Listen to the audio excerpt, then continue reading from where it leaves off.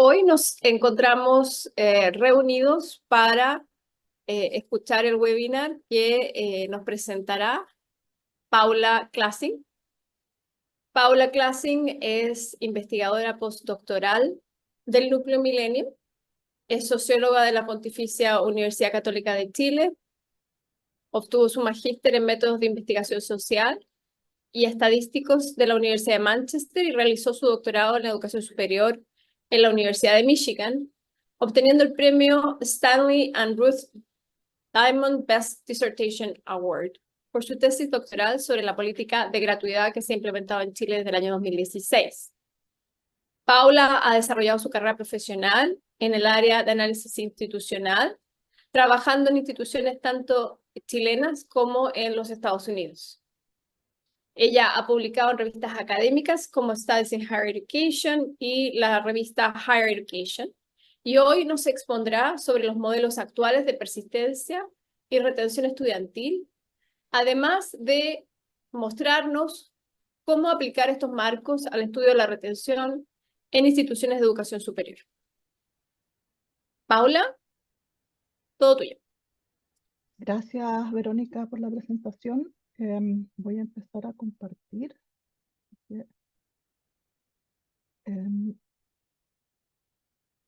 A ver, ahí.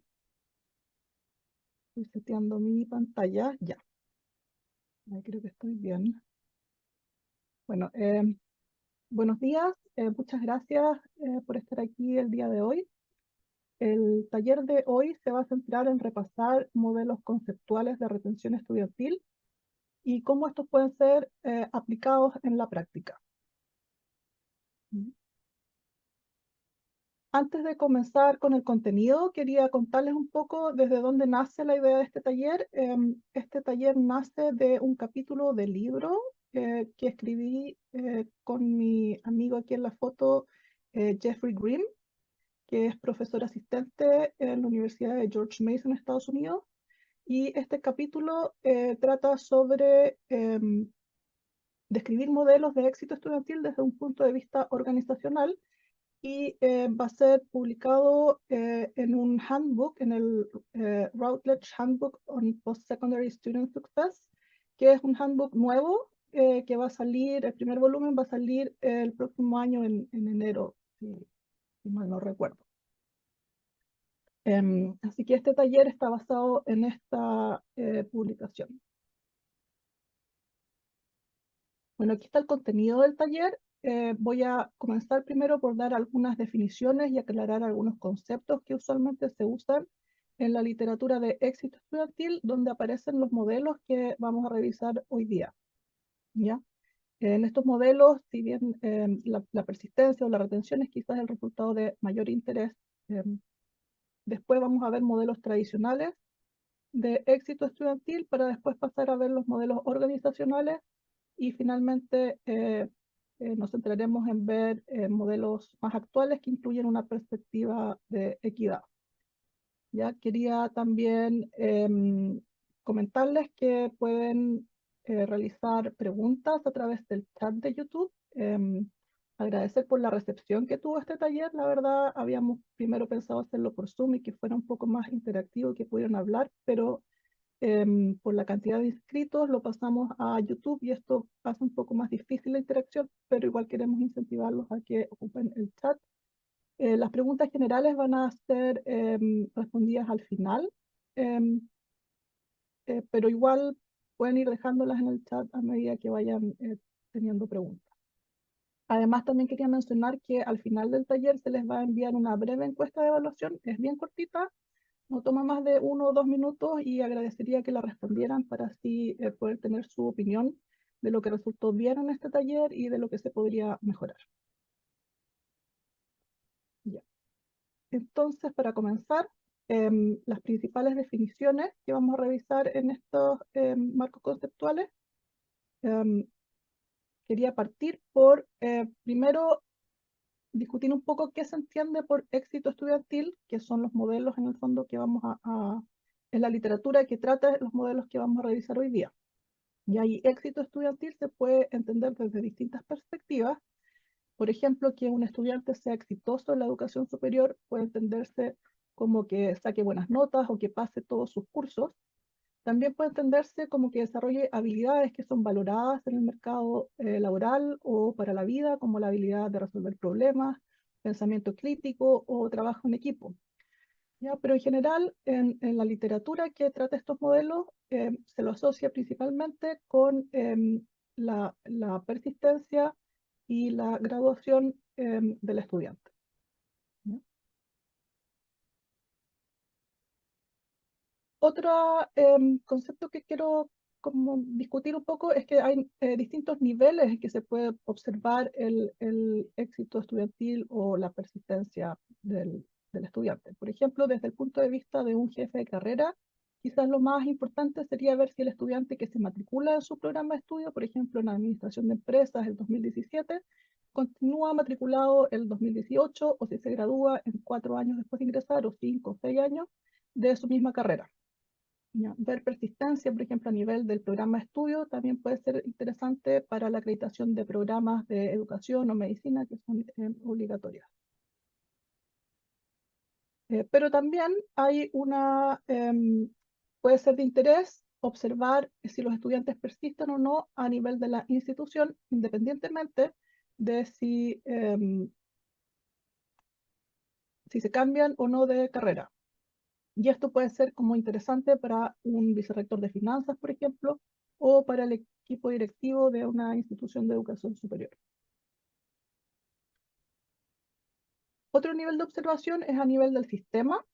Por ejemplo, para el Ministerio de Educación podría ser importante saber si un estudiante que ingresa a educación superior se gradúa después de 5 o 7 años de haber ingresado, independientemente de en qué institución o programa se matricula o se gradúa. Para el taller de hoy, lo que nos vamos a centrar es el nivel de la institución, ya que la idea es entender cómo las instituciones influyen en el éxito estudiantil. ¿Ya? Además, otra terminología que quisiera clarificar es el uso de los términos de persistencia y de retención, ya que en la literatura muchas veces estos dos términos se ocupan como sinónimos, pero me gustaría hacer una distinción, ya que la persistencia se asocia mucho más al individuo, es el estudiante el que persiste, que tiene em, una relación activa con la persistencia, mientras que la retención se asocia mucho más a la institución. ¿Ya? Es la institución la que hace esfuerzos activamente para retener al estudiante. Em, Bueno, ahora vamos a pasar a ver modelos tradicionales. Bueno, lo otro que quería mencionar era que esta temario está como en una flecha, en una línea de tiempo, porque también es un poco como se han ido desarrollando estos modelos que vamos a ver hoy día. Partimos con los modelos tradicionales de éxito estudiantil y para ir viendo también cómo han ido evolucionando el pensamiento en torno a los factores que influyen en estos procesos. Vamos a ver de los modelos tradicionales principalmente dos modelos. El quizás más importante es la teoría longitudinal del abandono de Tinto. También vamos a repasar el modelo psicológico de retención del estudiante de Bean y Eaton. Y estos modelos nacen en la literatura norteamericana, que es quizás una de las primeras en desarrollar modelos teóricos de los factores que influyen en el éxito estudiantil y de profesionalizar el área de apoyos estudiantiles poniendo en práctica estos modelos, tratando de operacionalizar estos modelos. Ya dentro de estos modelos, como ya lo mencioné, quizás el más importante ha sido el de Tinto, y que explica la decisión de abandonar o de continuar con los estudios desde el punto de vista individual del estudiante. Bueno, este es el modelo de Tinto. Este modelo tiene una base sociológica y aquí pone en el centro la necesidad del estudiante de integrarse en las normas y cultura de la institución. Ya tiene hartas cajitas aquí de procesos de factores que influyen en la decisión de desertar.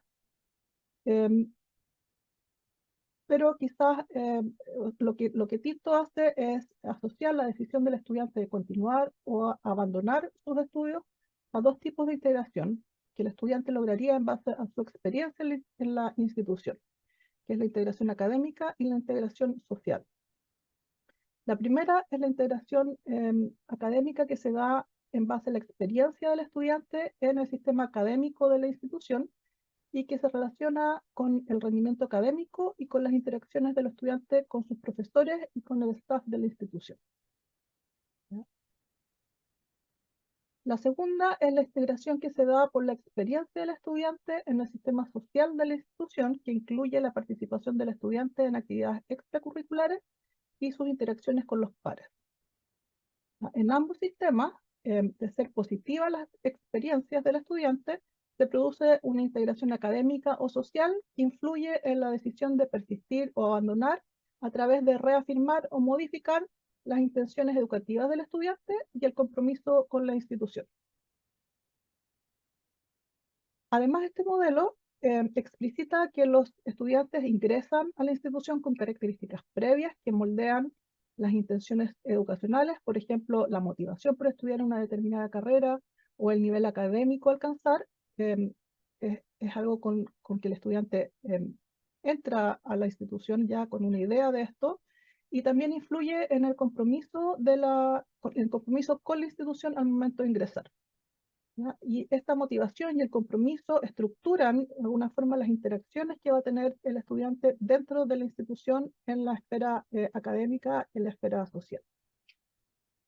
Este modelo ha influenciado enormemente el estudio de la persistencia estudiantil en Estados Unidos y también diría acá en Chile, por su claridad en la identificación de factores que influyen en esta decisión de continuar o no.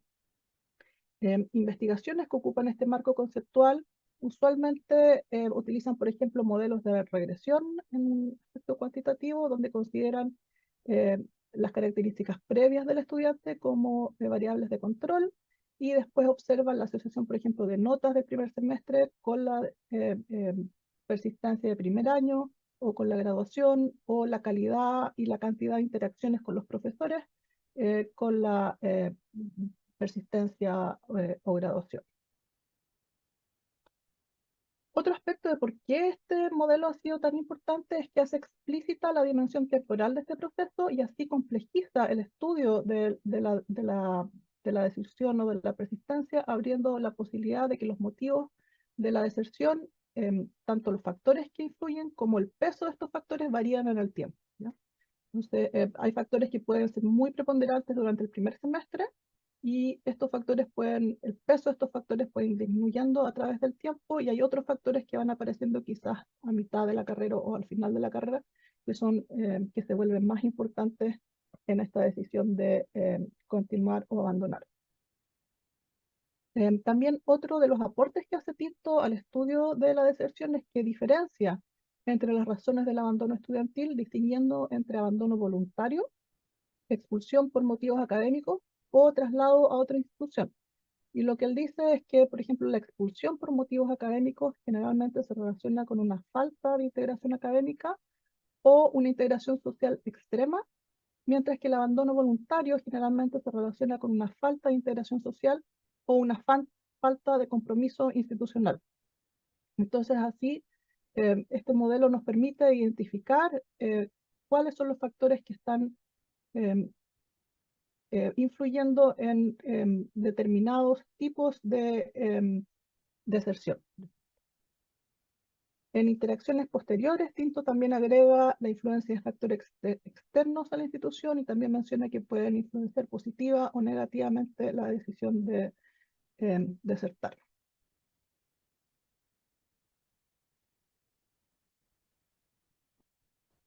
Luego, el modelo psicológico de retención estudiantil de Bill Anitton. Este modelo pone énfasis en los procesos psicológicos que experimentan los estudiantes al ingresar a un nuevo ambiente institucional. Entonces, en contraposición a lo que Tinto expone, que es mucho más sociológico, este modelo enfatiza el proceso psicológico, los resultados psicológicos del estudiante que lo llevan a tomar finalmente una actitud y una intención y finalmente un comportamiento de seguir o abandonar los estudios. Este modelo, al igual que Tinto, también reconoce que los estudiantes ingresan a la institución con características previas de, por ejemplo, de personalidad, comportamientos previos, creencias y normas que afectan sus percepciones e interacciones en este nuevo ambiente. Y las interacciones que puede tener este ambiente las clasifica en interacciones, por ejemplo, burocráticas, de los procesos de la institución, interacciones académicas, interacciones sociales y también interacciones externas a la institución. Y las reacciones del estudiante a este nuevo ambiente institucional van a estar influenciadas por cuán bien el estudiante puede adoptar estrategias que le permitan adaptarse o lidiar con este nuevo ambiente. Y así, experiencias positivas van a llevar al estudiante a aumentar sus niveles de autoeficacia, a reducir el estrés y aumentar su motivación por el estudio. Y al contrario, experiencias negativas o percepciones de ambientes hostiles van a llevar al estudiante a aumentar sus niveles de estrés en este nuevo ambiente. Y estos procesos psicológicos van a llevar a aumentar o a disminuir la percepción que el estudiante tiene de adecuación con la institución, el compromiso institucional que tiene o la lealtad que tiene con la institución, lo que va finalmente llevar a aumentar o disminuir la intención de continuar estudiando y finalmente lo va a llevar al acto de continuar o abandonar. ¿Ya? Este es muy a grandes rasgos el modelo de Bill Huntington, que pone un énfasis en los factores psicológicos que experimenta el estudiante una vez entrando a este nuevo ambiente que es la educación superior. Ahora me gustaría, yo les mencioné ya algunas como fortalezas o por qué estos modelos, especialmente el de Tinto, ha sido tan importante en el estudio de la deserción o de la persistencia, pero ahora me gustaría que reflexionáramos un poquito sobre cuáles son las principales limitaciones de estos modelos tradicionales. Yo sé que hay varios de ustedes que trabajan en instituciones de educación superior o son estudiantes de magíster o doctorado y están interesados en este tema y me gustaría estar, o más bien dicho, leer en el chat cuáles serían las críticas que harían a estos modelos o cuáles son las limitaciones que encuentran de estos modelos. Y para esto podrían utilizar el chat que está en el YouTube. Vamos a dar un par de minutos.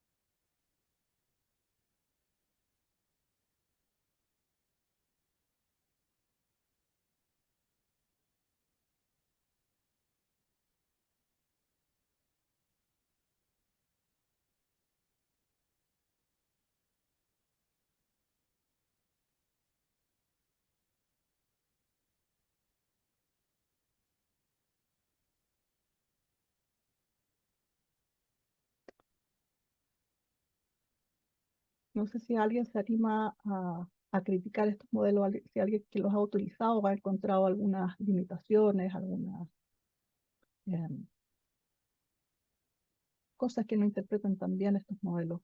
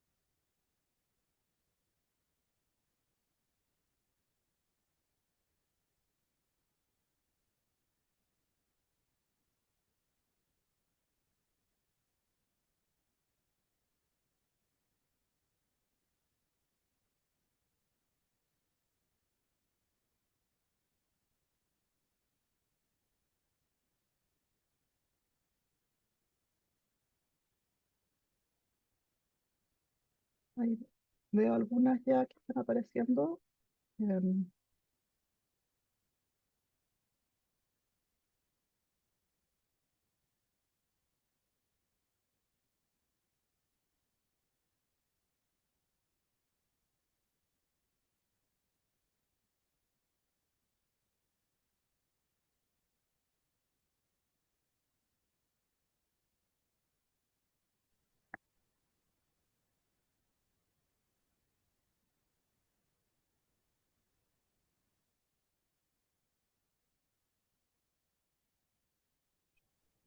Tenemos entonces algunos comentarios desde las personas que nos están escuchando, ¿cierto? Eh, ahí los voy a leer un poco de forma relacionada.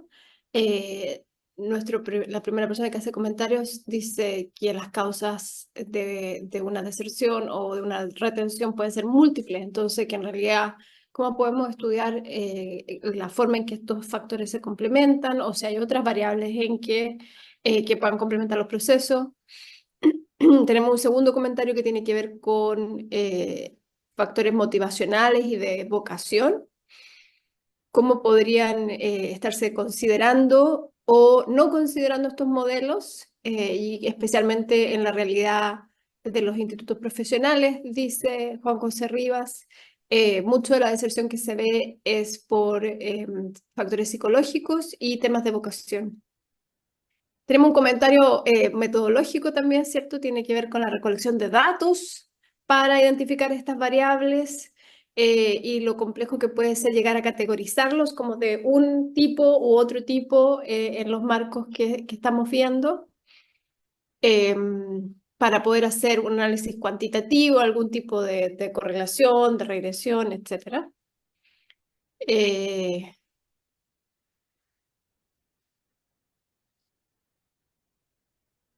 Hay comentarios respecto del mundo de la experiencia académica de los estudiantes y cómo eso tiene que ver con también lo que estamos observando con estudiantes que han ingresado a través de gratuidad, cómo eso puede estar afectando su desempeño académico y el desempeño académico, si es que entiendo bien, se podría estar también relacionando con menor retención. ¿Cómo podríamos aplicar o pensar en estos modelos para lo que es la educación online? Nos preguntan desde la Universidad Alberto Hurtado. Eh, Andrea Delgado nos comenta respecto de la importancia de otros factores externos a la institución de educación superior que el individuo trae consigo en la práctica en todo momento, que pueden ser factores económicos, familiares, sociodemográficos. Y se relaciona también con lo que menciona Leslie en el comentario que habla sobre cómo eso incide en los estudiantes durante todo el tiempo. Tenemos comentarios que van agregando a eso. Algunos de ellos hacen relación al efecto de la pandemia, por ejemplo, de políticas más recientes como la gratuidad, que son situaciones, si tú quieres, más puntuales, pero que también se arrastran en el tiempo y el efecto que va a tener en distintos cohortes.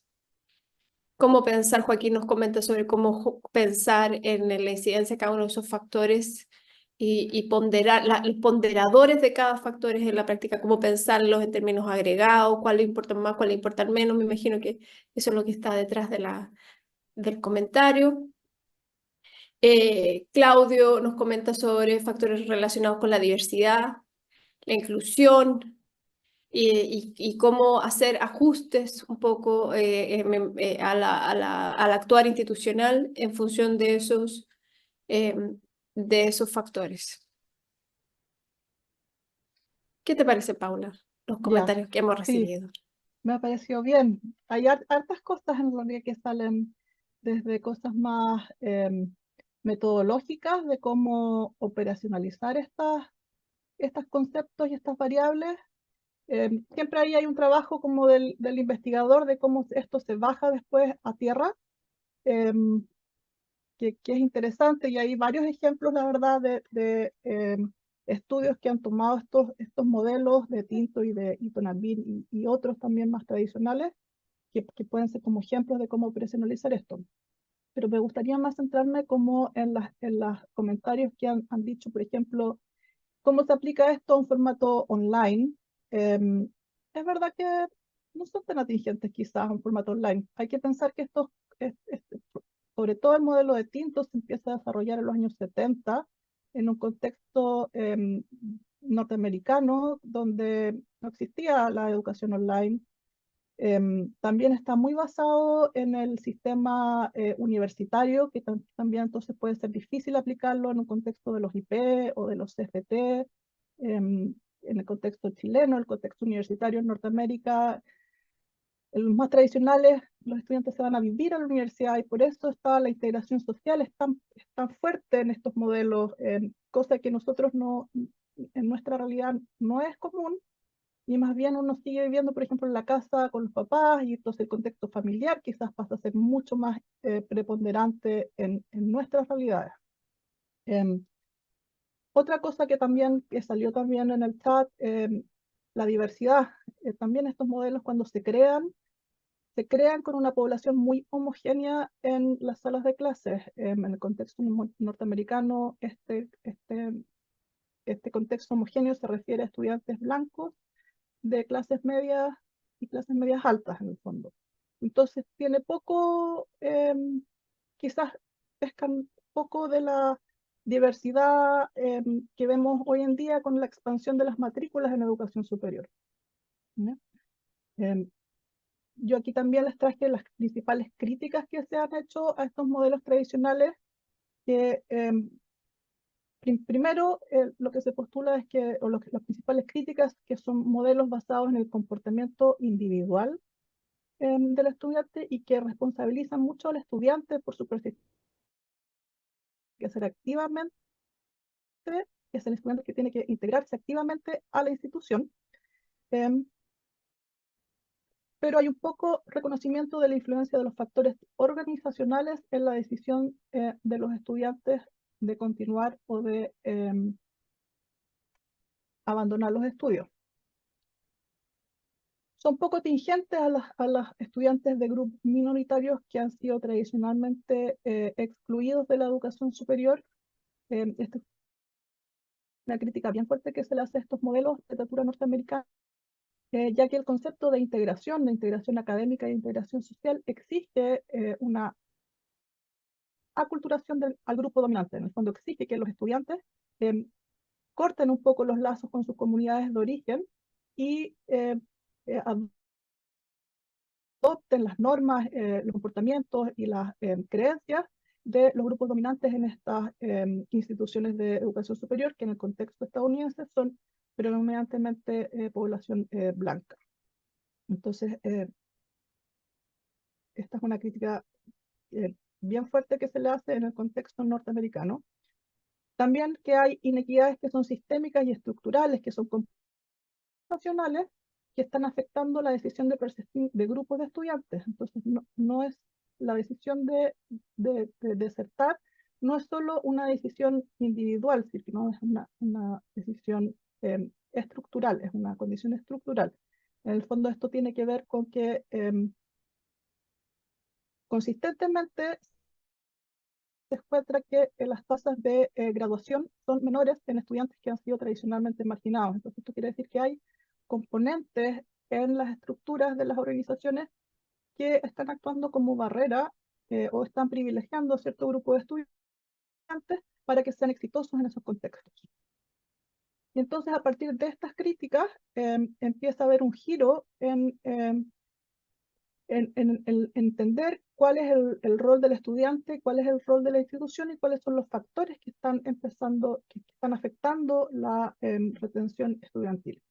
Entonces ya se empieza a pensar que no es el estudiante el que debe integrarse a la cultura dominante de la institución de educación superior, sino que al contrario, son las instituciones como organizaciones que tienen que empezar a examinar y modificar sus estructuras políticas y prácticas que están favoreciendo artes y que están perpetuando inequidades en el ámbito estudiantil.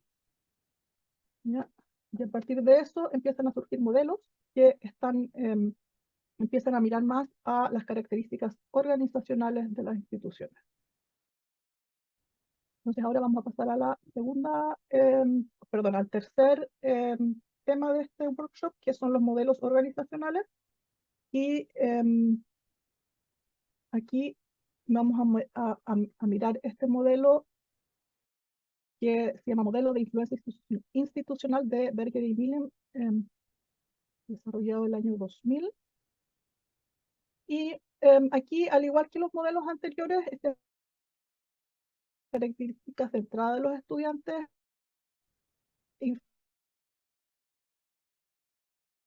influyen en los resultados de los estudiantes, ya sea persistencia, por ejemplo, y dándose la importancia de los pares y la experiencia estudiantil en los resultados y éxito estudiantil.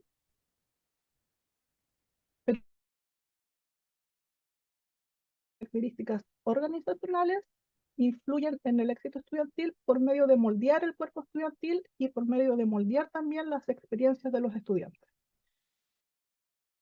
Y dentro de las características organizacionales, Berger y Millén encuentra que hay características demográfico-estructurales, que sería, por ejemplo, el tamaño de la institución, la selectividad, si es urbano o si es rural, y también el comportamiento organizacional, que ellos lo definen como un constructo multidimensional que está compuesto por 5 dimensiones. La primera es la burocrática, que se refiere a todas las regulaciones, las metas de la institución, toda la estructura de la institución. Después las instituciones tendrían una dimensión colegiada, que es colaboración, de consenso, para establecer metas y tomar decisiones dentro de la institución. Después, la dimensión política se refiere a la competencia de recursos limitados de la institución. La simbólica es el rol de los símbolos en crear significado dentro de la institución. Y la sistémica se refiere a que las instituciones de educación superior son sistemas abiertos y que deben interactuar con el ambiente externo. Ya, estudios en esta línea han investigado, por ejemplo, el gasto por alumno en personal administrativo versus en profesores y la asociación con la persistencia, y han encontrado que aumentar el gasto en personal administrativo, que sería parte de una dimensión burocrática, tiene poca o nula incidencia.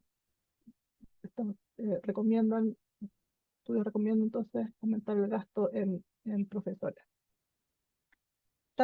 La participación de estudiantes en la generación de políticas nacionales como un aspecto de la dimensión colegiada del comportamiento organizacional, y han encontrado que las instituciones que incluyen a los estudiantes tienden a tener ambientes más humanizados y preocupados por los estudiantes en comparación con instituciones que son altamente jerarquizadas y más burocráticas.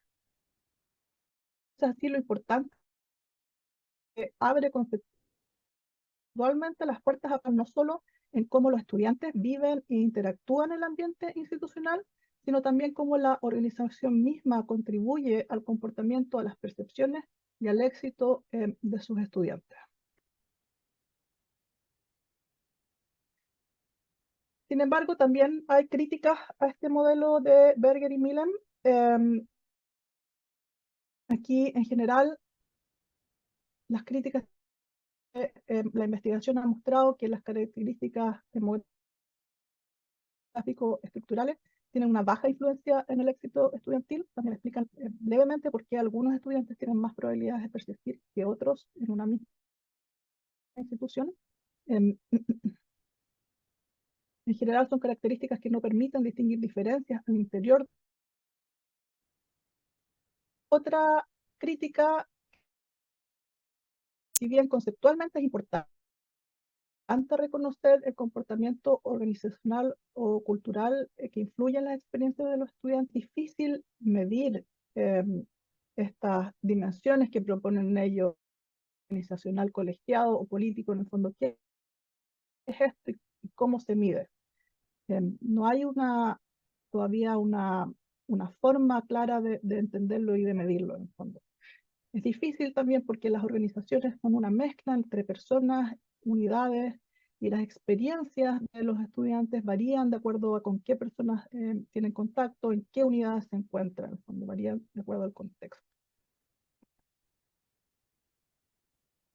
Y la otra crítica que se le hace es que no reconoce qué grupos minoritarios, o sea, no reconoce que, que hay grupos minoritarios de estudiantes que tienen distintas necesidades, experiencia y también resultados. Entonces, a partir de esto, nacen otros modelos que tienen que ver, que incluyen una perspectiva de equidad al estudio de la persistencia o retención. Y estos modelos surgen en un contexto norteamericano también, donde hay un contexto de diversidad étnico-racial que es muy marcado. Y en este contexto se ha puesto de manifiesto que es importante tener un cuerpo estudiantil diverso porque influye en el aprendizaje de los estudiantes. ¿Ya? Es importante para el desarrollo estudiantil que los estudiantes interactúen y conozcan a personas diferentes de sí mismos. Pero también se ha hecho patente que las tasas de retención y de graduación son menores para estudiantes de grupos minoritarios que han sido tradicionalmente marginados de la educación superior. Entonces, dadas estas consideraciones de equidad, es que han surgido modelos que intentan entender las características organizacionales que afectan de distinta manera a distintos tipos de estudiantes. Y estos modelos en general se enfocan en entender cómo la identidad social de los estudiantes interactúa con el clima y la cultura organizacional del campo. ¿Ya? Y aquí vamos a revisar 3 modelos que han sido desarrollados durante las últimas 2 décadas, más o menos. Y el primero es este de el modelo de la riqueza de la cultura comunitaria de Yosso y Solórzano. Las traducciones que están aquí son mis propias traducciones, así que pido disculpas si no los traduje tan bien. En inglés esto se llama Community Cultural Wealth. No sé si la traducción que hice es la mejor, pero bueno.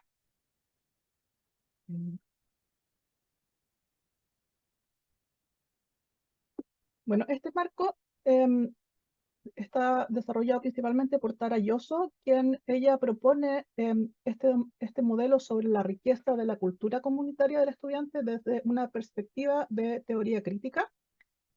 Y ella propone este marco conceptual en oposición a la teoría del capital cultural de Bourdieu, que se había ocupado mucho para explicar por qué los resultados académicos de estudiantes de grupos minoritarios o people of color, como lo llama ella en el contexto norteamericano, son las minorías étnico-raciales, eran consistentemente más bajos que los de sus pares blancos. ¿Ya? Este marco conceptual abarca no solo educación superior, sino que está pensado en todo el sistema educativo. En breve, la teoría del capital cultural postula que el sistema educacional valora el conocimiento del capital cultural y el capital social de la élite y que los grupos de nivel socioeconómico bajo no tienen este capital cultural. Y ella lo que dice es que esta interpretación muchas veces se ha traducido en que las instituciones educativas estructuran ayudas para estos estudiantes que son, entre comillas, desaventajados, instalando así una perspectiva del déficit. Entonces ella elabora este modelo en oposición a esta perspectiva del déficit y lo que ella quiere es entender el éxito estudiantil de los estudiantes minoritarios, resaltando las experiencias y los activos que ellos traen a la institución, ya que traen a la sala de clases en vez de enfocarse en lo que les falta a estos estudiantes. Y entonces, por medio de este marco, Yosso lo que hace es expandir la noción de capital cultural hacia otros tipos de capitales y también expande la noción de riqueza más allá del sentido económico. Y así intenta superar esta perspectiva del déficit que muchas veces culpa a los propios estudiantes de sus deficiencias y finalmente de su partido. Bueno, este marco lo que propone aquí es que los estudiantes minoritarios traen consigo una riqueza cultural comunitaria que los hace ser resilientes, que los hace resistir y superar formas de opresión o microagresiones que encuentran diariamente en las instituciones de educación superior. ¿Ya? Y esta riqueza cultural comunitaria es definida por Yoso como un conjunto de conocimientos, de habilidades, de capacidades y contactos que poseen estos estudiantes y que utilizan para navegar estas instituciones durante sus estudios. Aquí cuando Yoso describe este modelo, ella identifica al menos 6 tipos de capital distintos al capital cultural que confluyen y articulan este concepto que ella llama la riqueza de la cultura comunitaria. ¿Ya? Después hay otros autores que han identificado otros tipos de capital que también son importantes en ciertas comunidades en educación superior, pero aquí les voy a describir los primeros, los 6 que Yoso describe en su marco. Entonces, el primero que ella identifica es el capital aspiracional, que se refiere a la habilidad de estos estudiantes de mantener la esperanza y los sueños vivos a pesar de las barreras que encuentran, ya sean barreras reales o percibidas. El capital familiar hace referencia al conocimiento cultural que han adquirido estos estudiantes por el hecho de pertenecer a una familia o comunidad que ayuda a tener un sentido de pertenencia y a modelar relaciones sanas. El capital social se refiere a los contactos personales y a los recursos de la comunidad que ayudan al estudiante a navegar la institución. El capital navegacional se refiere a la habilidad de navegar instituciones que no fueron creadas para satisfacer las necesidades de estas comunidades minoritarias. El capital de resistencia se refiere a habilidades y conocimientos para resistir y desafiar inequidades. Y el capital lingüístico se refiere a habilidades intelectuales y sociales que han sido desarrolladas por las experiencias de comunicación en más de un idioma o estilo lingüístico que traen estos estudiantes. Entonces, lo que hace Yoso es que al identificar estos distintos tipos de capital en los estudiantes, resalta las fortalezas que estos estudiantes de grupos minoritarios traen a las instituciones. También este marco llama a las organizaciones a diseñar políticas y prácticas inclusivas donde los educadores y los generadores de políticas no se enfoquen en los déficits de los estudiantes, sino más bien aprecien y utilicen los activos y habilidades que los estudiantes traen al campo. Construir, así como llama a construir una cultura organizacional del campus que valore las fortalezas de los estudiantes y así pueda impactar de manera positiva en estos estudiantes y les permita en el fondo desarrollar y fortalecer sus identidades sin tener que asimilarse a los valores y al comportamiento de los grupos dominantes en el campo. ¿Ya? Bueno, ese era como el marco teórico, el marco conceptual que propone Yoso. Yo sé que es difícil imaginarse cómo esto lo podemos aterrizar en, en el estudio de la propia institución. Y entonces yo traje aquí algunos ejemplos prácticos que han ocupado este marco para hacer investigación o para guiar algunos programas y prácticas en las instituciones de educación superior. Por ejemplo, este marco se ha ocupado como una guía para la creación o la evaluación de programas que ayudan a estudiantes de grupos específicos a activar, por así decirlo, o conectar estos capitales que ellos poseen. Hay un estudio, por ejemplo, de Araujo, que estudia un programa de asistencia a estudiantes migrantes en Estados Unidos, que este es un programa que da asistencia académica, personal y financiera a estudiantes de familias migrantes por medio de becas, tutorías y consejería. Y aquí Araujo lo que encuentra es que este programa es exitoso porque, en primer lugar, construye un capital navegacional de los estudiantes al ayudarlos a entregarles información para la transición desde la educación secundaria a la educación superior, dándoles información y ayudándolos en la preparación de las pruebas de admisión universitaria, por ejemplo, y del proceso de postulación. Y también es exitoso porque ayuda a los estudiantes migrantes a conocer a otros estudiantes del mismo origen por medio de crear reuniones durante el primer año y crear un curso que los estudiantes debían asistir. Entonces así lo que permite este programa es que los estudiantes conozcan a otros estudiantes con una misma identidad social y generen redes y generen y activen en el fondo su capital social. Otro ejemplo es un estudio de Tang, que estudia una organización estudiantil, que es un club de estudiantes norteamericanos, pero de origen cambodiano.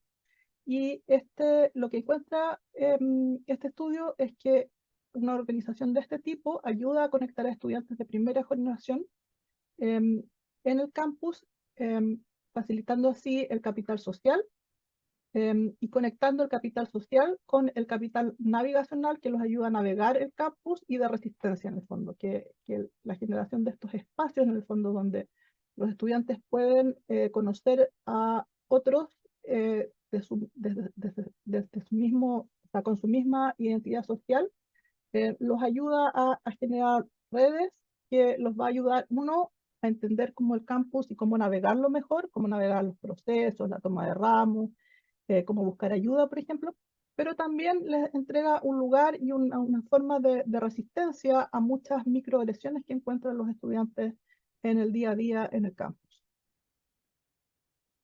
Otra forma que podría ocuparse es como guía de capacitación docente, donde se recalque la necesidad de reconocer a los estudiantes los activos que traen desde sus propias comunidades. Por ejemplo, podría recalcarse que los estudiantes migrantes o los hijos de migrantes son personas que traen un capital lingüístico que, ya que han tenido que desenvolverse en dos culturas en el fondo y han sido exitosos en este desenvolvimiento, que están estudiando la educación superior.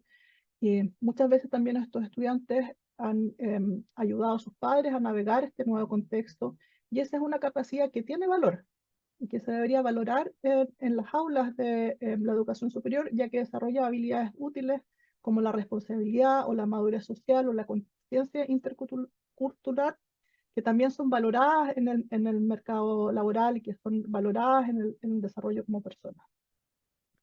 Y por último, Acevedo y Solorzano proponen que este marco puede ayudar a crear microafirmaciones dentro del campus que ayudan a los estudiantes de estos grupos a afrontar microagresiones que sufren dentro del campo. Ejemplos, por ejemplo, de microafirmaciones puede ser como incluir autores de la propia cultura de origen de estos estudiantes en el currículum o resaltar ejemplos positivos ligados a sus comunidades en la sala de clase o en actividades extracurriculares. Y en el fondo lo que dicen es que si el estudiante se ve reflejado o ve que su cultura de origen es importante y está resaltada en la sala de clases, esto va a generar un bienestar en el estudiante y un sentido de pertenencia que lo va a hacer persistir en sus estudios. Lo que hay que reconocer también, sí, es que una de las limitaciones de este marco conceptual es que no desarrolla una guía de cómo las organizaciones pueden operacionalizar este concepto de riqueza de la cultura comunitaria en la promoción del éxito estudiantil en particular. El segundo marco que les quería presentar es el modelo multicontextual para el aprendizaje en ambientes diversos, que fue desarrollado por Silvia Hurtado y sus colegas. Y este marco se enfoca en explicar cómo el ambiente de aprendizaje en general influye en el éxito de una población diversa de estudiantes. Y éxito aquí ella lo define como retención, como logros académicos, como habilidades, ampliamente definido. Este marco divide el contexto de aprendizaje en tres niveles, en un nivel micro, meso y macro. Identifica características organizacionales que influyen en el éxito estudiantil a través de influenciar los procesos de socialización, de validación del estudiante como un estudiante y del sentido de pertenencia. En el fondo, esos son los tres mecanismos que estarían influyendo en la decisión del estudiante de persistir o de abandonar o de sus logros académicos o en el desarrollo de habilidades. En el nivel micro, que es la esfera curricular y cocurricular aquí en naranjo, este modelo enfatiza tres tres dimensiones. Una es la interacción entre la identidad del estudiante y la del profesor en la esfera curricular, o del estudiante y la identidad del staff o del instructor en la esfera co-curricular. La segunda es el contenido del currículum o programación de los procesos co-curriculares, y la tercera son las pedagogías o las prácticas utilizadas en la sala de clase. Estas tres dimensiones del nivel micro pueden afectar positiva o negativamente la socialización de los estudiantes, su validación como estudiantes o el sentido de pertenencia a la institución, que a su vez van a afectar en su retención. En el nivel meso, Hurtado identifica a esto como el contexto institucional donde se encuentran las esferas curriculares y co-curriculares, ¿ya? Y este marco identifica este contexto como el clima organizacional y postula que este clima tiene 5 dimensiones que afectan los logros educacionales de una población diversa de estudiantes. Divide estas dimensiones en dimensiones institucionales y dimensiones individuales, y dentro de las institucionales ella resalta la histórica, que hace referencia al legado de inclusión o exclusión de ciertos grupos en la institución, a la dimensión organizacional, que son las estructuras y procesos que contienen privilegios u oprimen a ciertos grupos, la composicional, que sería la proporción de estudiantes con identidades sociales distintas en el campus, y dentro de las dimensiones individuales ella resalta una dimensión psicológica, que son las percepciones de los estudiantes del ambiente, percepciones de discriminación, por ejemplo, o conflictos entre grupos dentro del campus, y una dimensión de comportamiento que hace referencia al contexto, la frecuencia y la calidad de las interacciones entre individuos de distintas identidades sociales. Estas 5 dimensiones del clima para la diversidad influencian las dinámicas dentro de la institución entre los actores institucionales. Y finalmente, este marco conceptual también reconoce un nivel macro que afecta indirectamente el éxito estudiantil por medio de afectar el contexto institucional. Y en este nivel macro se encuentran las políticas, el contexto socio-histórico y también la relación de los estudiantes con sus comunidades de origen y con compromisos externos. Aquí sale un poquito de lo que mencionaba en los comentarios, en el fondo, de limitaciones de los otros marcos, que cómo se entiende la política de gratuidad. Bueno, el contexto donde están insertas las instituciones en la política de gratuidad afecta el ambiente institucional en este marco, como lo propone Hurtado, por ejemplo. Dentro de los aspectos positivos de este marco es que este marco resalta por su perspectiva holística sobre la influencia del contexto institucional en el logro de los estudiantes, y también resalta por identificar dimensiones del clima institucional que pueden guiar la investigación y la práctica, donde identifica claramente y define claramente 5 dimensiones que pueden ser operacionalizadas para medir el clima organizacional en una institución. Sin embargo, una de las limitaciones de este marco es que no identifica características positivas en los estudiantes que les sirvan como activos para ser exitosos en la educación superior, como sí lo hace el marco conceptual de YOS. También aquí traje algunos ejemplos prácticos de cómo aplicar este marco a entender los contextos institucionales, o cómo poder implementar algo de este marco en los contextos institucionales. Por ejemplo, a nivel micro, este marco hace hincapié en que el contenido de los cursos o del currículum es importante para la retención de los estudiantes en un contexto de diversidad. Entonces se puede incluir contenido en los programas de los cursos que sea culturalmente relevante para los estudiantes minoritarios. Incluir, por ejemplo, autores que vengan del origen de estos estudiantes, o ejemplos en el fondo que sean atingentes a sus comunidades. Otra forma podría ser incluir pedagogías activas que incentiven la interacción entre estudiantes de distintas identidades sociales dentro de la sala de clases, y no solo tener pedagogías que sean más pasivas, en el fondo, que no incentivan la colaboración entre estudiantes. Dentro de la programación co-curricular, por ejemplo, se podría dar espacio e incentivar la creación de organizaciones estudiantiles de estudiantes con intereses similares o identidades sociales similares. Luego, a nivel meso, este marco permite, por ejemplo, en la dimensión organizacional, examinar procesos que puedan ser problemáticos para ciertos grupos. Por ejemplo, para la comunidad transgénero, que al matricularse en una institución debe llenar un formulario que pregunta por el género y las únicas alternativas de respuesta son hombre o mujer. Este proceso en el fondo puede provocar un malestar en el estudiante y enviar una señal de que no es bienvenido en el campus. En el fondo, a eso se refiere con mirar o examinar los procesos desde el punto de vista de distintos grupos minoritarios que son parte del campus. El nivel composicional, por ejemplo, se podría operacionalizar conociendo la composición del campus, por ejemplo, estadísticas del porcentaje de estudiantes con identidades sociales distintas, y examinar prácticas, en el fondo, que sirvan también para examinar prácticas de admisión y que puedan estar afectando la matrícula de cierto grupo de estudiantes en el campus.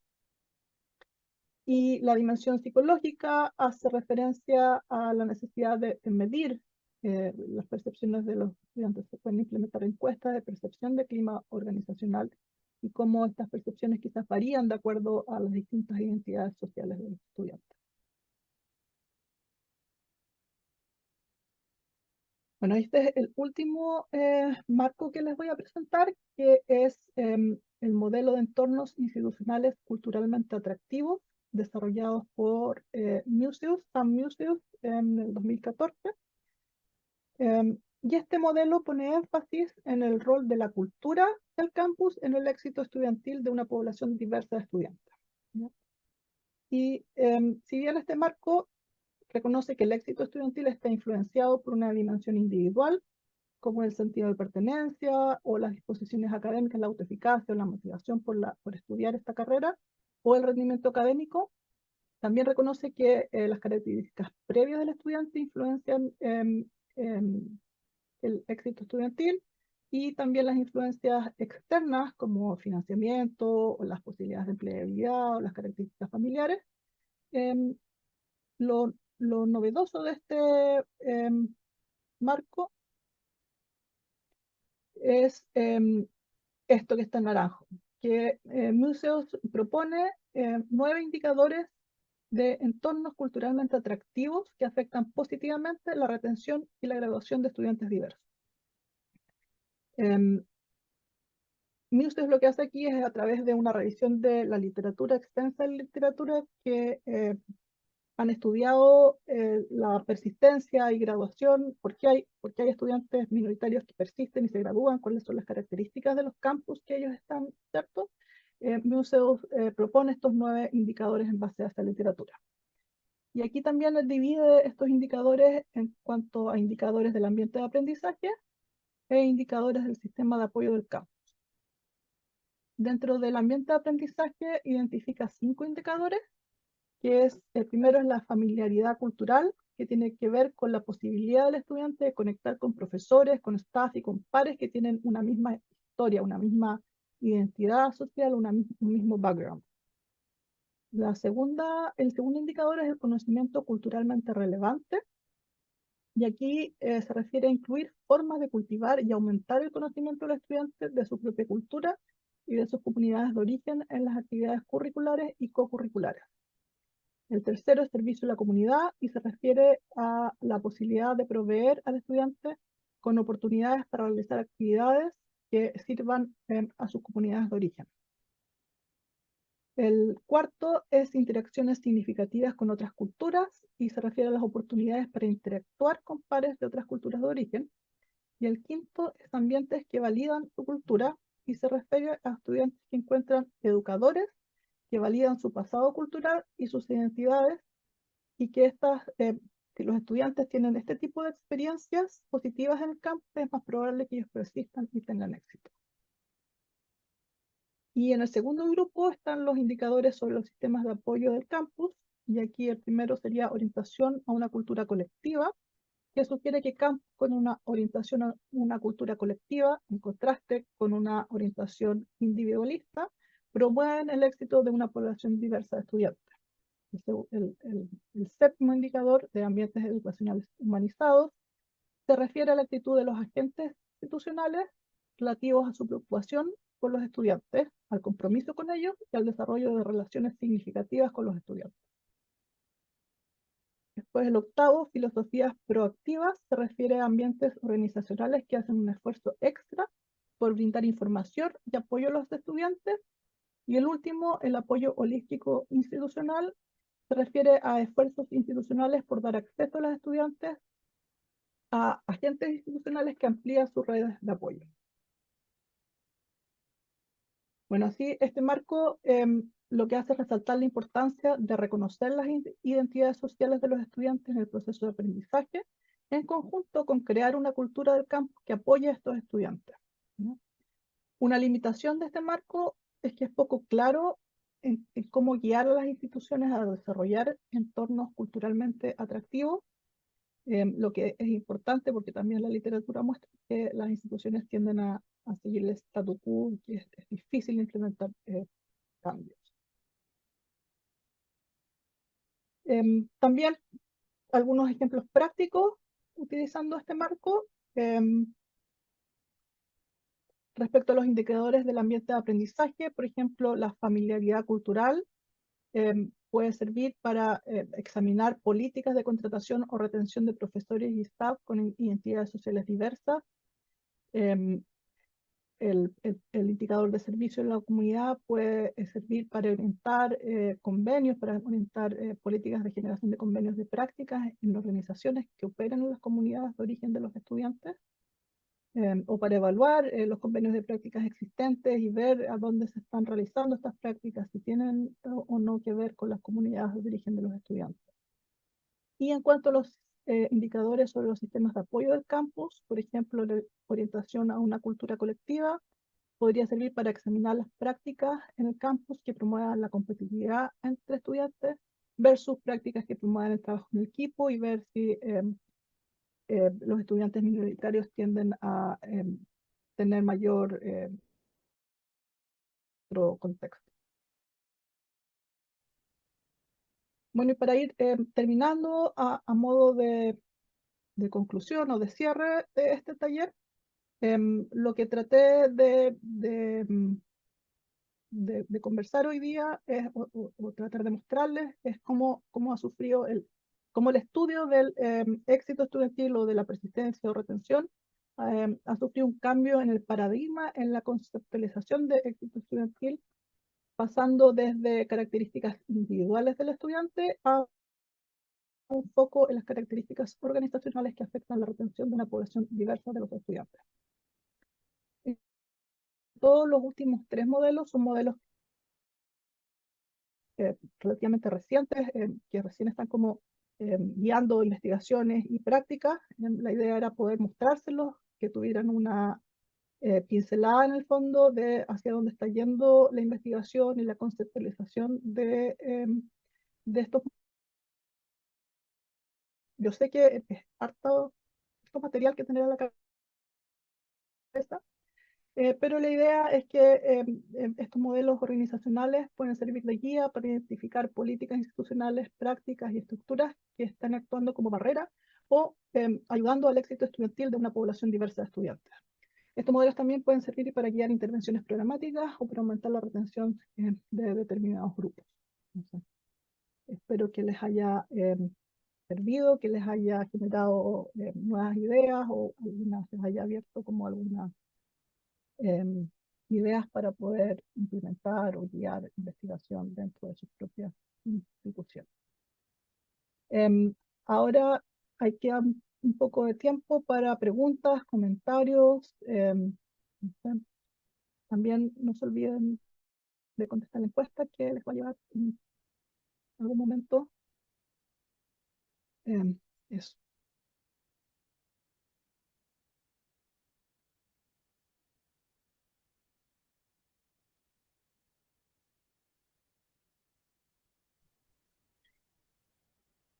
Muchas gracias, Paula, por la interesante presentación que nos entregaste y esta invitación a conceptualizar la experiencia de los estudiantes, ¿cierto?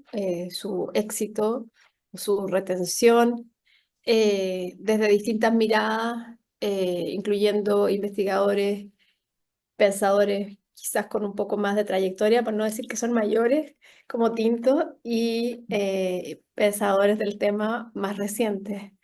En ese sentido, Paula, si tú estuvieras hoy día, voy a partir yo con las preguntas, ¿ya? Para darles tiempo ahí a los que están más tímidos quizás.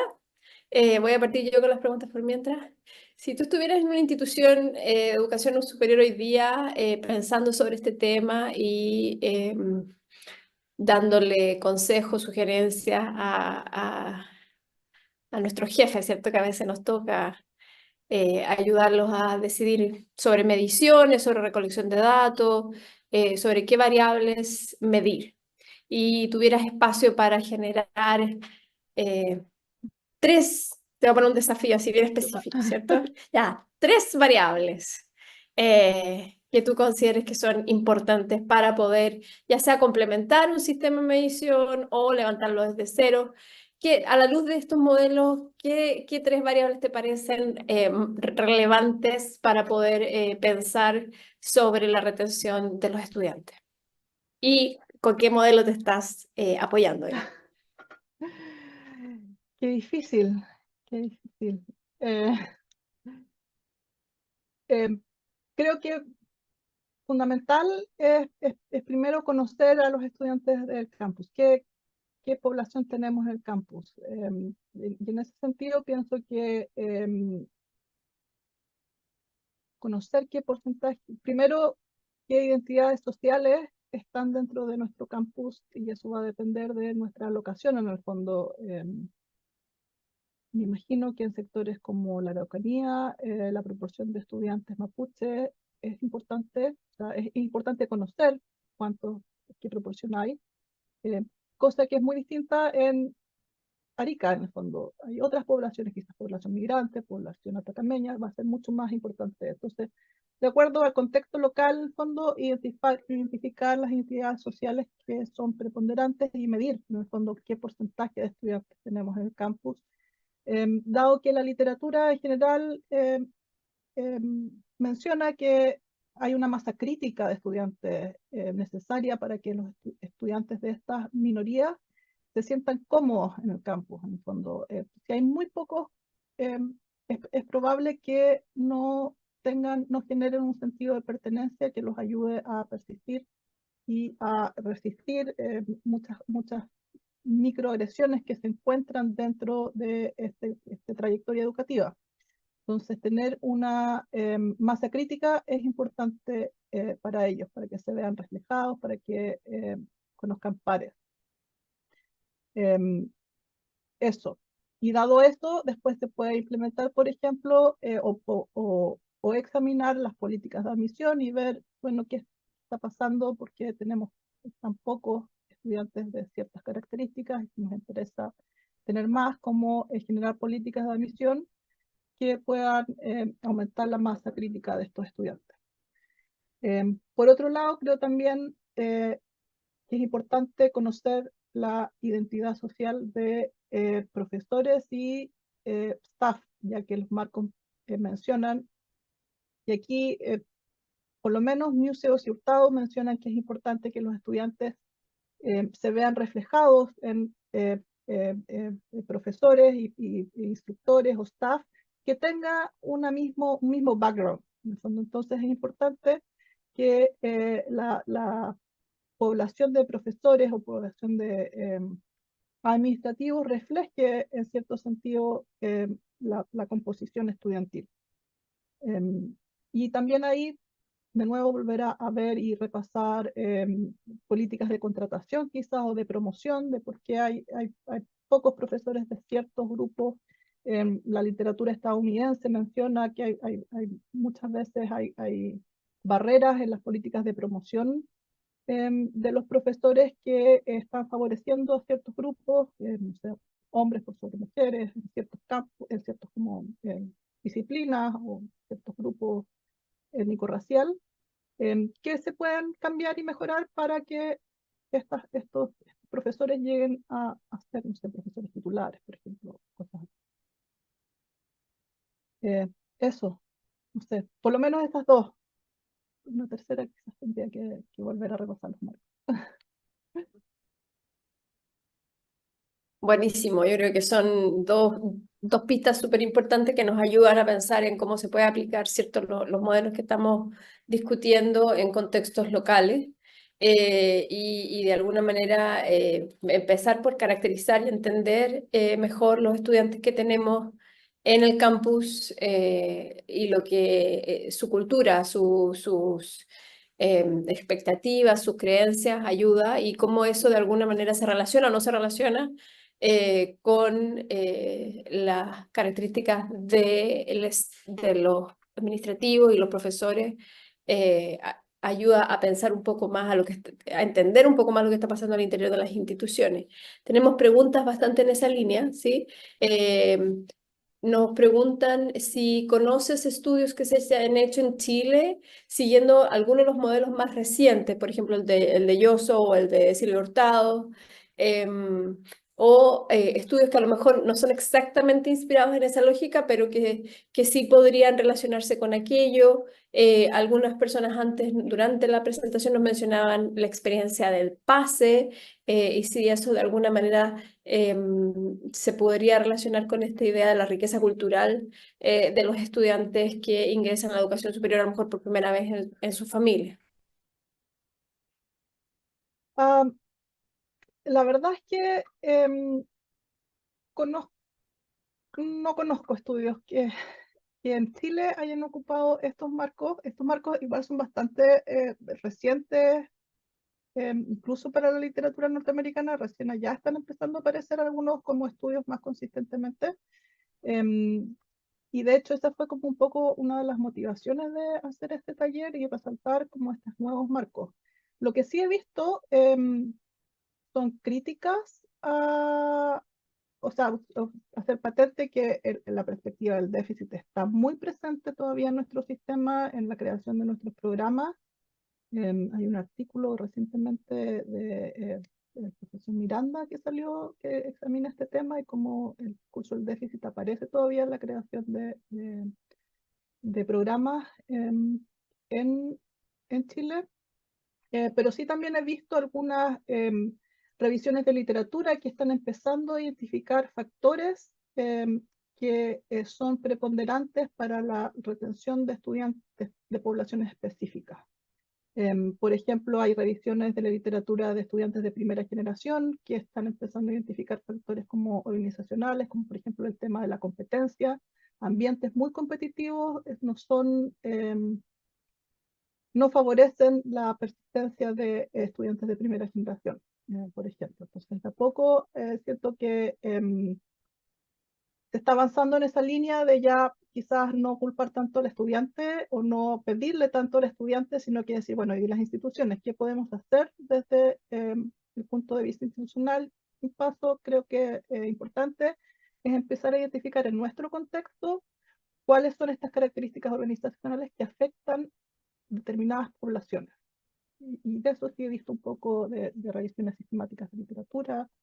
Eh, sí. Paula, y relacionado un poco con lo que estamos conversando, ¿cierto? Con esta idea de aplicar modelos más recientes que nos ayudan a entender la experiencia a lo mejor de los estudiantes y en particular a lo mejor los estudiantes de ciertas características específicas. Y inspirado un poco en lo que nos pregunta Flavio en el chat, ¿cómo evaluarías tú, cómo pensarías tú en el éxito de un modelo, porque de alguna manera hay una cierta expectativa del que el modelo nos va a permitir predecir mejor que Tinto, por ejemplo. Pero no estoy segura de que eso es realmente lo que queremos lograr o si queremos lograr es predicción de persistencia, una medida válida de éxito de este tipo de modelos, por ejemplo. ¿Qué piensas tú? Eh, bueno, quizás desde un punto de vista bien práctico, claro, que un modelo me ayuda a predecir persistencia de en un contexto de diversidad podría ser un éxito del modelo.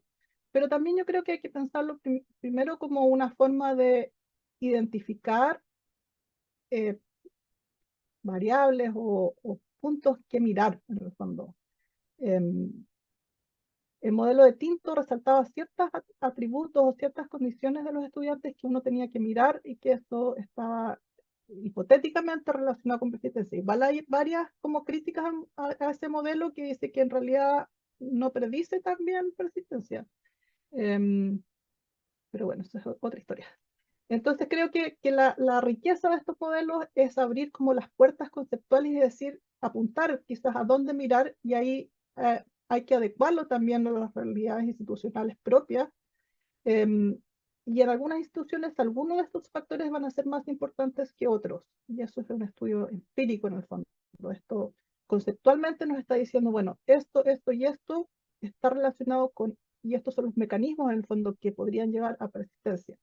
Hay un trabajo empírico que hay que hacer y decir, ¿son atingentes o no?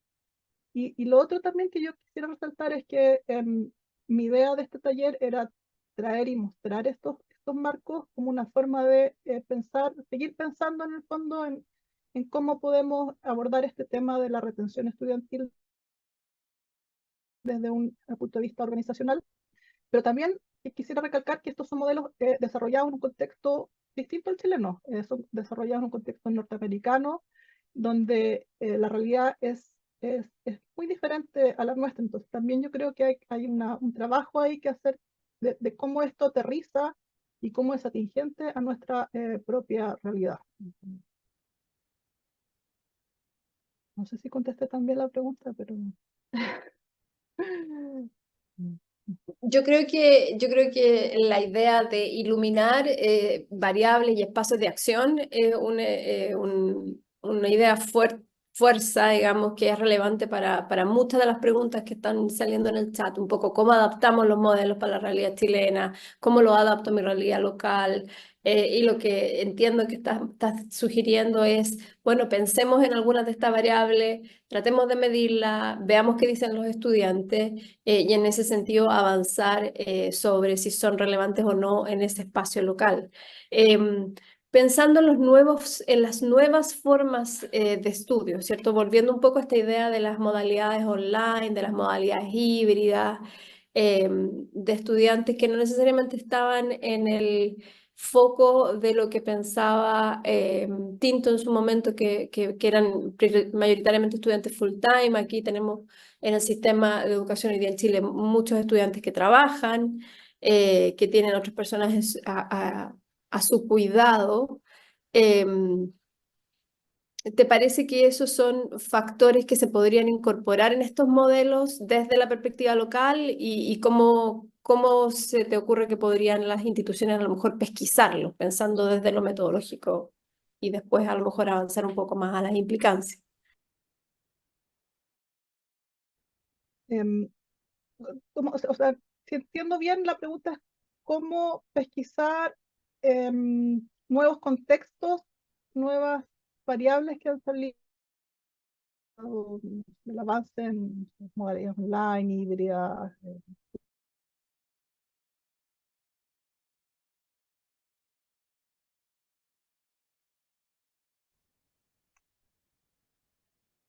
Metodológicamente, em,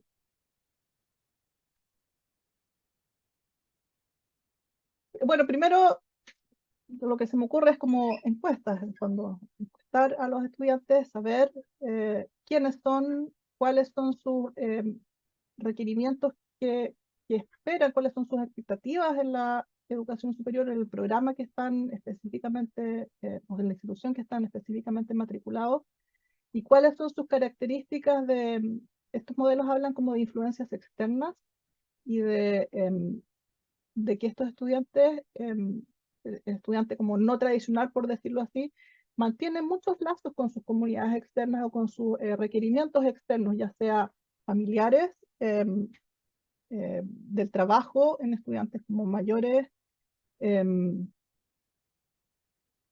que tiene a cuidado hijos, por ejemplo. Entonces, conocer el porcentaje de estudiantes que tenemos en el campus con esas características, conocer también sus expectativas de su experiencia estudiantil, puede ayudar en el fondo a generar programas, a generar cambios curriculares que sean atingentes a las características de estos estudiantes en el fondo. Muchas de estas cosas suceden en la sala de clases, sobre todo, por ejemplo, en las experiencias más online. La experiencia es bien, no está en un campus, por decirlo así. Entonces hay que buscar formas de adaptar estos nuevos formatos de educación a estos formatos más híbridos y pensar también cómo organizacionalmente están afectando la experiencia estudiantil en un formato híbrido. Imagino, por ejemplo, desde el marco de Hurtado, la parte burocrática en estos contextos puede ser muy importante y saber cómo los procesos que estos estudiantes tienen que hacer y cómo ellos se enteran, o no sé, capital navegacional, por decirlo así, de Yoso, pasa a ser muy importante al saber, estás solo, cuando tienes compañeros directamente y cómo entiendes el funcionamiento de una institución si tienes un tiempo limitado en un contexto donde no tienes más compañeros, profesores, una secretaria académica que le puedes ir y preguntar en el fondo. Entonces, cómo navegan los estudiantes en estos contextos. Creo que es algo como interesante de saber cómo se conectan con otros estudiantes cuando no tienes la oportunidad de estar en una sala de clase y preguntar el número de teléfono, hacer un grupo WhatsApp. Quizás ahí las instituciones tienen mucho que aportar en crear este capital social, conectar a estudiantes usando otros formatos que no es el presencial en el fondo.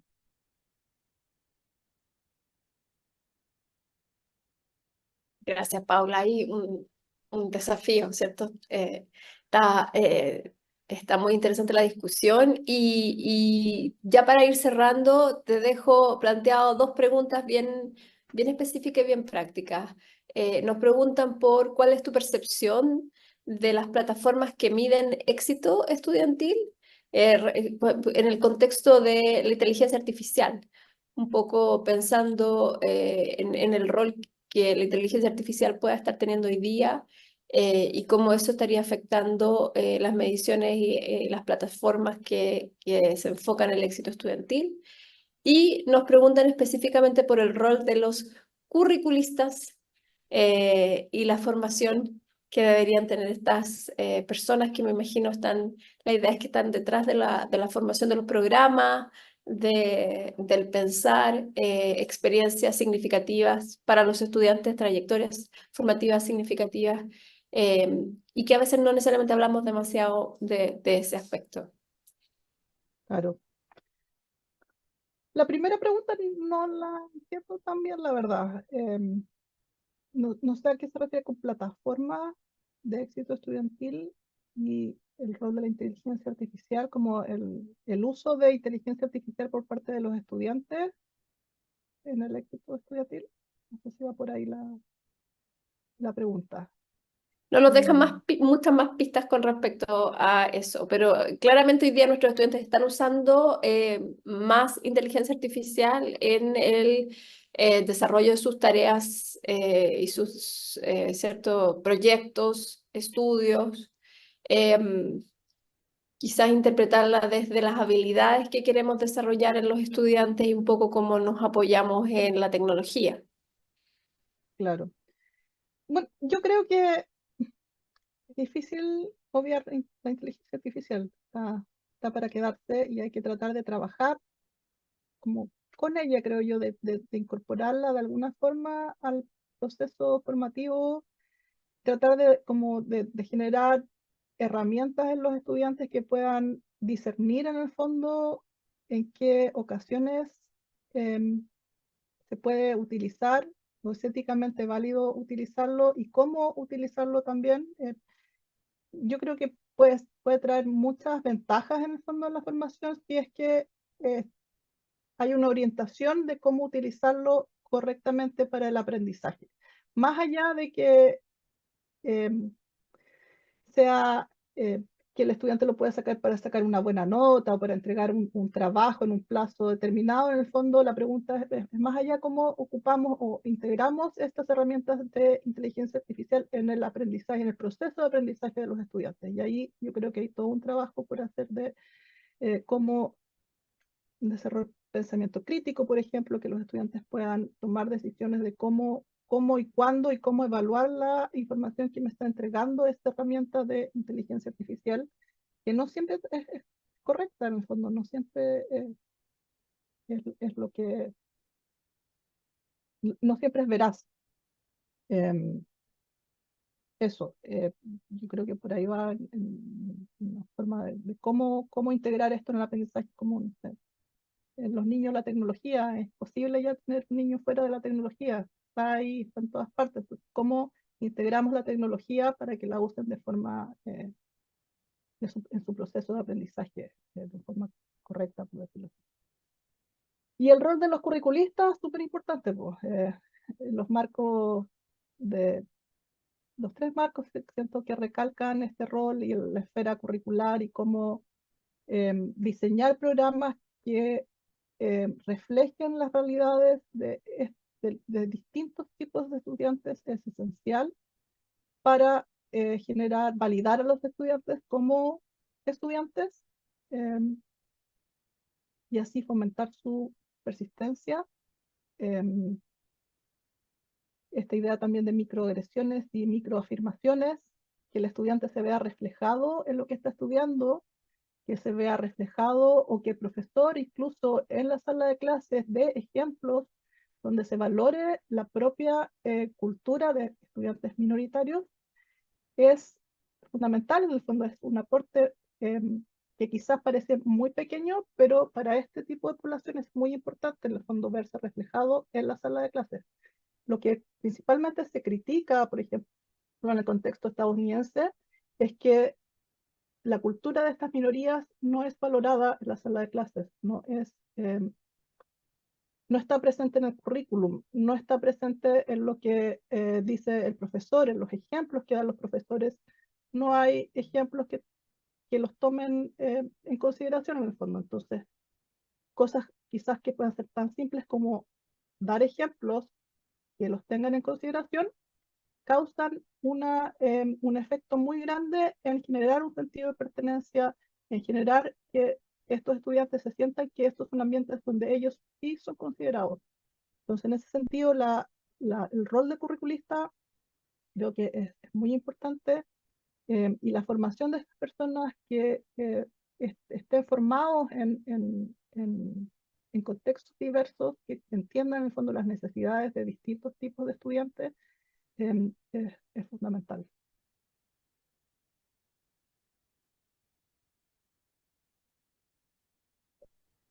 Muchas gracias, Paula, por tu respuesta, por la discusión sobre estos temas que hoy día nos desvelan y nos preocupan, ¿cierto?, de los que estamos trabajando aquí en temas de educación superior. Un ámbito que se ha modificado de manera importante en los últimos años, en Chile quizás de manera más fuerte. No solo por la cantidad de estudiantes que estamos recibiendo, la diversidad de estudiantes, la forma en la que estamos enseñando, y nos vemos además interpelados por el medio y por los mismos usos y herramientas que traen los estudiantes a la sala de clase, que nos toca en la práctica hacernos cargo de eso, conectar con eso también para poder motivar y movilizar los aprendizajes de los estudiantes. Gracias, Paula, por lo que nos has ayudado a entender y a pensar un poquito más sobre cómo podemos hacerlo desde las instituciones, cómo podemos hacerlo mejor. A todos los que todavía nos están acompañando, los quiero aprovechar de dejar invitados para los seminarios que vamos a estar haciendo durante el mes de noviembre y diciembre. Y los vamos a estar informando prontamente por los vías de mail y también nuestras redes sociales. Así que estén atentos, que se vienen al menos 2 seminarios en los próximos 2 meses. Así que muchas gracias por estar con nosotros y que tengan buena jornada.